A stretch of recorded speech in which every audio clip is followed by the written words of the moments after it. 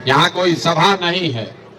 हम लोग जब पैदल चलते हैं तो कहीं एक जगह बीच में रुकते हैं चाय पीने के लिए। तो हमारे गांव में जब आपके चाय पी रहे हैं तो हमारे साथियों ने आपको निमंत्रण दिया होगा कि चलिए वहीं चाय पीजिएगा, तो बातचीत भी होगा। आपका बात सुन रहे हैं, यहाँ पर लिखा हुआ है भी पढ़ रहे हैं। जहाँ पहुँचेंगे वहाँ पर भी पूरा इसका रिपोर्ट मिलेगा कि आप क्या क्या बात बताए। ये जो बात आप बता रहे हैं, बेरोजगारी है, पलायन है, भ्रष्टाचार है, किसान बदहाल है, नली गली नहीं बना है, ये सब गांव में रोज हम लोग सुनते हैं। 4,500 गांव में हम पैदल चल के आ रहे हैं। 16 महीना से घर परिवार छोड़कर गाँव गाँव में पैदल चल रहे हैं। लोग पूछता है भाई पैदल काहे चल रहे हैं, पैदल काहे चल रहे हैं? हम तो किसी का मदद करते नहीं हैं, हम नाली गली नहीं बनवाते हैं, राशन कार्ड नहीं बांटते हैं, वृद्धावस्था पेंशन नहीं देते। रास्ता में चल रहे हैं, लोगों से बात करते हैं, देखते हैं आपकी समस्या, उससे निकलने का रास्ता आपको बताएंगे। लोग कहता है भैया इतना पैसा खर्चा करके पैदल चल रहे हैं, हम ही लोग को पैसा कुछ दे देते तो कल्याण हो जाता। कुछ लोग ये भी कहता है कि भैया इतना पैसा आपके पास है तो एगो फैक्ट्री लगवा दीजिए कि बाल बच्चा को यहीं रोजगार मिल जाए। तो हम किसी का मदद नहीं करते हैं, फैक्ट्री लगाने का बात भी नहीं करते। काहे? एक दिन मान लीजिए आपका मदद कर भी दें, उससे आपका जीवन थोड़े सुधरेगा। अगर मान लीजिए कि आपके गांव में फैक्ट्री लग भी जाए तो बिहार में तो 40,000 गांव है, बिहार के बच्चों को कैसे रोजगार मिलेगा?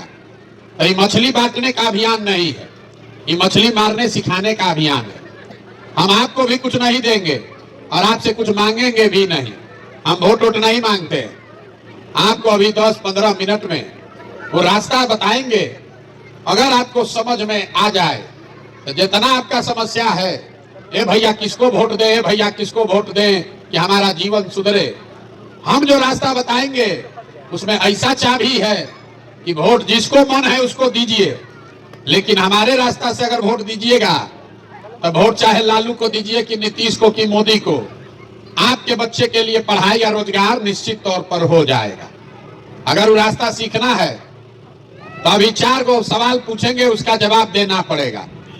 जवाब सबको देना है, यहाँ कथा सुनने नहीं आए हैं। मुंह से जोर से बोलना पड़ेगा, हाथ उठाकर।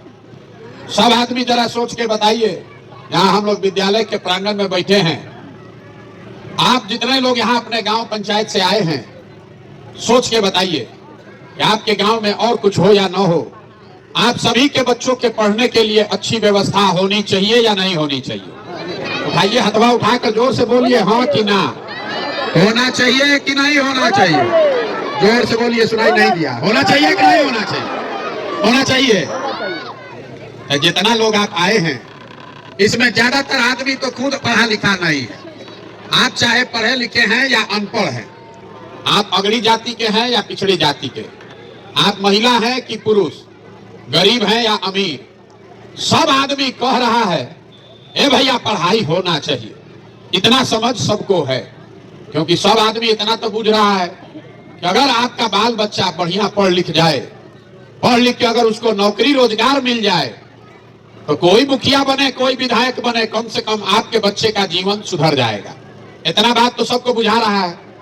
तो जितना आप समझदार लोग यहाँ मुड़ी हिला रहे हैं, सब आदमी जरा अपने अपने बच्चों का चेहरा तो जरा याद कर लीजिए और अपने बच्चों के नाम पर एक बार ईमानदारी से बोलिए कि आप में से किसने जीवन में एक बार भी अपने बच्चों के पढ़ाई के लिए वोट दिया है? देखिए पूरा गांव देखिए कैसे दशा है, देखिए कैसे अभी कितना जोर से उछल रहे थे।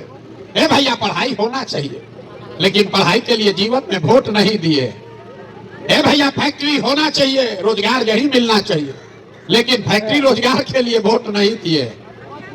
अभी साल भर, अभी महीना भर पहले धान कटा है, धान का दाम है 2150 रुपया।